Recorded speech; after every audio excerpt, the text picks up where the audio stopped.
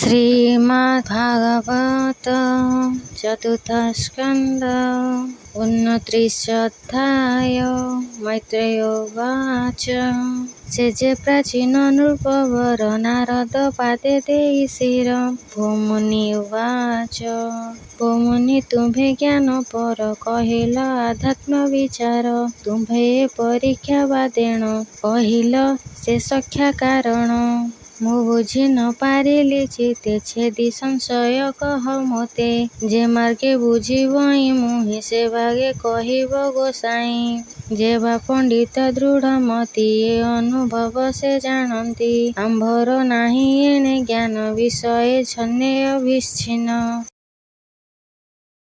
एणु ए धरे ज्ञान रति विवेक नुहे आंभमति भूमुनि फेड़ प्रति ताहा मो अर्थ कह पुण्य देहा से पुरंजन विचार श्रेवणे एव ज्ञान मोर शुणी नारद महाऋषि ता भावे कहती विशेषी नारद उवाच शुणी राजन सावधाने कहिबा ए परोक्ष ज्ञान पुरुष पुरंजन जेहु कर्मरु पुर कला सेहु एमंते नाना पुर करी जीवता मध्य बिहरी अज्ञात सखा जाहु कही ईश्वर नाम अटे सेही से नाम रूपर पाहार एणु अज्ञान नाम तार प्रकृति गुण को पुरुष इच्छई भोगକୁ ତେଣୁ ଏ ପୁର ନବ ଦ୍ୱାରେ ରତନା କଲା ଏବେ ଭାରେ ଯେ ପୁରେ ପଦ ହସ୍ତ ଘେନି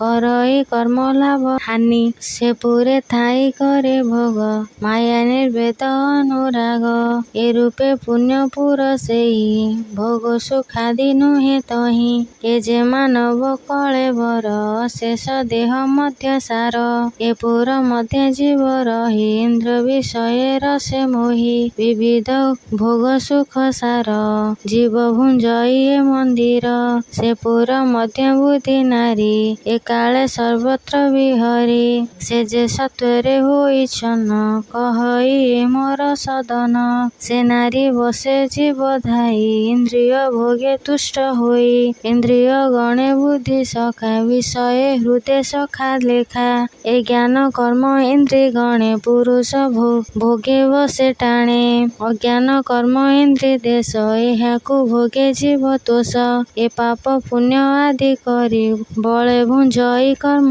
करी ए पुर द्वारी सर्व सेही ए देह पंच प्राण सेही ओ पंच वृत्ति रे संजार एणु कहिली पंचशर उत्तर बोली जहा कही मनर नाम अटे सेही दश इंद्रिय अनामक ताकु जिणिला नाही लोक तांकु जिणंता जे बाजन से जे योग्य ए तिनि भुवन उत्तर दक्षिण जा कही मनर नाम अटे सेही ए पंच विषय ज्ञान जंजाल एहा तु बुझ महिपाल मन इंद्रिय चक्षु कही ए पुर नव द्वारे सेही एबेनि नाश चक्षु कर्ण ए मुख लिंग गृह स्थान एहाकु नव द्वार कही इंद्रिय गण स्थान एही ए संगे जीवर गमन विषय कले आस्वादान ए चक्षु मुख नाश तार ए पूर्वे मुखे वंश द्वार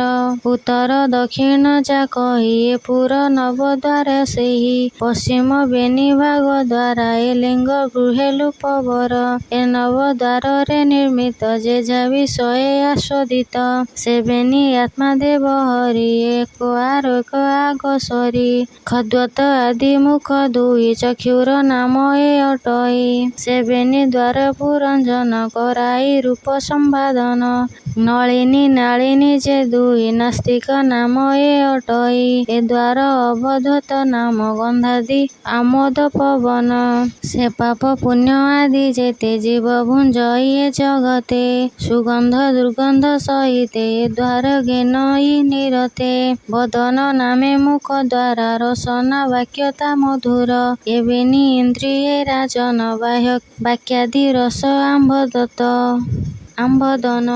ଏ ସାରା ସାରା ଭାବ ଯେତେ ଏ ଦ୍ୱାରା ଜ୍ଞାନୀ ନିରତେ। ପ୍ରକୃତି ନିବୃତ୍ତି ଯେ ଦୁଇ ପଞ୍ଚାଳ ବିଷୟ ତା କହି। ଶତ୍ରୁ ଇନ୍ଦ୍ରିୟ ଶତ୍ରୁଧର ଶତ୍ରୁ ଇନ୍ଦ୍ରିୟ ଶ୍ରୁତିଧର। ପିତୃଯାର ଦେବଯାନର ପିତ୍ରଯାନ ଦେବଯାନର। ଏ ମାର୍ଗେ ଗତି ନିରନ୍ତର ସ୍ୱଇଚ୍ଛା ଚିତ୍ତେ ନୃପବର। ଆସୁରୀ ଲିଙ୍ଗ ଦ୍ୱାର ସ୍ଥାନ ଦୁର୍ମଦ ଉପସ୍ଥନ ନାମ। ପେବୟାତ ନାମ କହି ପ୍ରଜା ସର୍ଜନ କରେ ତହି। ଅପରେ ଗୃହ୍ୟ ନାମ ରତି ତହି ଲୁବ୍ଧକ ବାୟୁ ସ୍ଥିତି। ବୈଶସ ନାମ ମନ କହି ସେ ଦ୍ୱାରେ ମନ ଉତ୍ସର୍ଗଇ। ବନ୍ଧ ବୋଲି କହିଲୁ ଯାହା ଏ ପାଦ ପାଣି ବୋଲି ତାହା। ଏବେନି ଇନ୍ଦ୍ରିୟ ବିଷୟ କହିବା ଶୁଣନ୍ତୁ ନିର୍ଜୟ।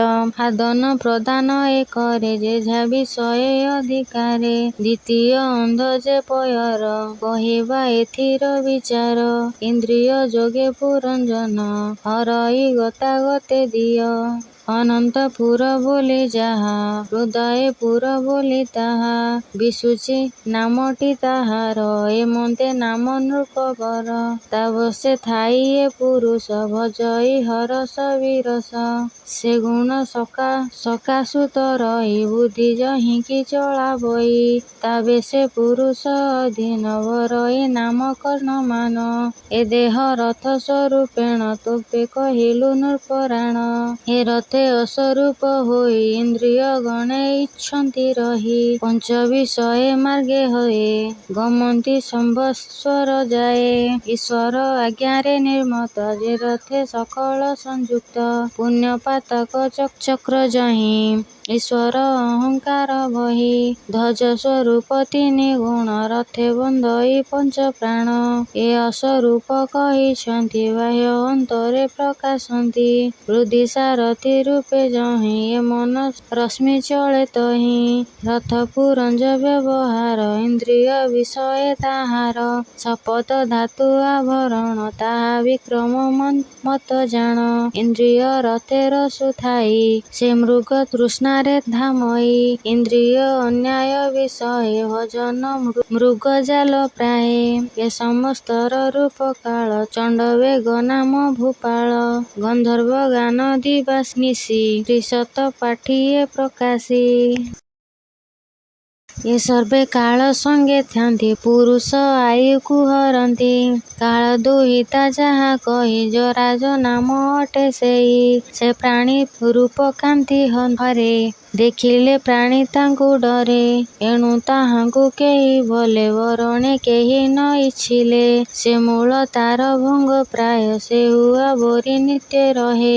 ସେ ପ୍ରାଣୀ ପୁର କାନ୍ତି ହରେ ମୃତ୍ୟୁ ପର୍ଯ୍ୟନ୍ତେ ପୀଡ଼ା କରେ। ପ୍ରଜଳ ଆଦି ଯେତେ ନର ପ୍ରବେଶୀ ନାଶନ୍ତି ଶରୀର। ବିବିଧ ଦୁଃଖ ତାପତ୍ରୟେ ପୀଡ଼ନ୍ତି ପ୍ରାଣ ଶେଷ ଯାଏ। ପ୍ରାଣ ଇନ୍ଦ୍ରିୟ ମନ ଧର୍ମ ନିର୍ଗମ ଆତ୍ମର ଅଧୀନ। ଏ କାମ ମୁଖ ନ ବଳ ମାତ୍ର ଭୁଞ୍ଜଇ ଦୁଃଖ ସୁଖ ପାତ୍ର। ଏ ମୋର ବୋଲି ଅହଙ୍କାରେ କହିଛୁ ଦୁଃଖ ନିରନ୍ତରେ। ପରମ ଆତ୍ମା ଭଗବାନ ସେ ସର୍ବ ହେତୁ ଚଇତନ। ଯାବତ ତାଙ୍କୁ ନ ଜାଣ ଏ ଭ୍ରମେ ଭ୍ରମ ହୋଇଥାଇ। ତାବତ ପ୍ରକୃତି ଗଣରେ ଜୀବ ପଡ଼େ ମହାଘୋରରେ। ଶୁଣାଭିମାନେ ନିରନ୍ତର ତା ବେଗେ କର୍ମରେ ସତ୍ୱର। ସତ୍ୱକେ ତମ ରଜ ଆଦି କରମ ହୁଏ କ୍ରୟ ବିଧି। ପୁରୁଷ ଯେ କର୍ମ କରଇ ସେ ଅନୁସାରେ ଜନ୍ମ ହୋଇ। ସତ୍ୱକେ ଯେ ବା କର୍ମ କଲେ ଅଧିକ ପ୍ରକାଶିର କରେ। ଏହି ତ୍ରିଲୋକ ଯଶ ତାର ଗାବନ୍ତି ଦେବ ସୁର ନର। ରାଜସ କର୍ମ ଯେ କରନ୍ତି ଆଦ୍ୟରେ ସେ ମୁଖ ଲଭନ୍ତି। ପଶ୍ଚାତେ ଲାଭେ ବହୁ ଦୁଃଖ ଏ ଭାବ ନ ଜାଣେ ମୂରୁଖ। ତମସ କର୍ମ ସଦ୍ୟ ଫଳ ସେ ସୁଖ ଶୋକ ମୋହ ଆଳ। ଅଜ୍ଞାନ ଭାବେ ମୃଡ଼ ମୋହି ସ୍ୱକର୍ମ ବଶେ ଭ୍ରମୁ ଥାଇ। ଭେଦ ପୁରୁଷ ନାରୀ ଦେହି ଏ ଚରାଚର ଭ୍ରମେ ମହି। ନୃଶଂସ ଜନ୍ମ କେବା ଧରେ ଏ ରୂପେ କର୍ମ ଅନୁସାରେ। କେବେ ଦେହ ତନୁ ପାଇ ମନୁଷ୍ୟ ଜନ୍ମ ହେଲା ଭଇ। ଖଗାଦି ପଶୁ ଚରାଚରେ ସ୍ୱକର୍ମ ଭୁଞ୍ଜନ୍ତି ପାମରେ।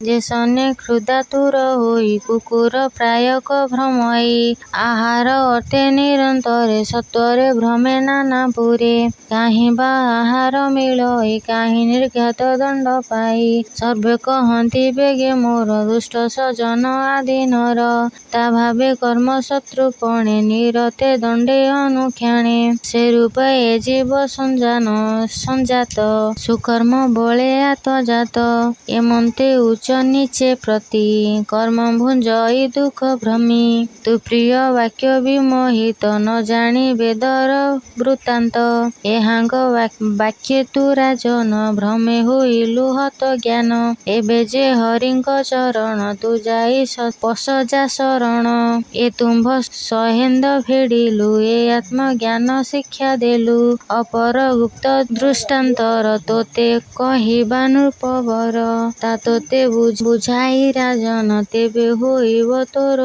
ଜ୍ଞାନ ଇଛଇ ମିଥୁନେ ସୁଯାଗ କୁସୁମ ବାଡ଼ି ମଧ୍ୟ ଗୃହ ହରିଣ ବନ୍ଦେ ବଶ ହୋଇ ଅଜ୍ଞାନେ ମୃତ୍ୟୁ ନ ଜାଣଇ ଅଫଳ ମୁଖେ ଭ୍ରମେୟ ଭ୍ରମର ଶୀତେ ଡେରି ଶ୍ରୁତି ତା ଅଗ୍ରେ ବୃକମାନ ଅଛନ୍ତି ସେ ତାର ମାଂସରେ ବଞ୍ଚନ୍ତି ତାହାଙ୍କ ମୁଖକୁ ରାଜନ ନିର୍ଭୟେ କରଇ ଗମନ ତା ପଛେ ବ୍ୟାଧ ଗୋଡ଼ାଏ ସଂଘରେ ବାଣ ବିନ୍ଧୁ ଅଛି ତାହାଙ୍କୁ ନ କରିଣ ଭୟ ଆନଙ୍ଗିବ ସେ ମୋହ ଭେଦିଣ ବ୍ୟାଧ ତୀକ୍ଷଣ ଶର ମିଳାଇ ମଧ୍ୟ ତା ଶରୀର ଗଳାଣି ନ ଜାଣଇ ମୁଖେ ତେବେ ଏ ଉତ୍ସର୍ଗ ତା ଭକ୍ଷେ ତାହାଙ୍କୁ ନ କରିଣ ଭୟେ ସଧୀରେ ବୃକ୍ଷଲତା ଖାଏ ଏମନ୍ତ ମୃଗ କେ ରାଜନ ବିବେକୀ ଖୋଜେ ତୁ ବହନ ଯେବେ ତୁ ଜାଣି ଧୂର୍ତ୍ତମତି ବିଷୟ ଧ୍ୟାନ ତ୍ୟାଗ ଗତି ଏ ଅନୁଭବେ ବୁଝରାଏ ବିବେକ ଜାଣିବ ଧୋକାଏ ତା ଶୁଣି ସଭଏ ରାଜନ କହୁନି ସାବଧାନେ ଶୁଣ।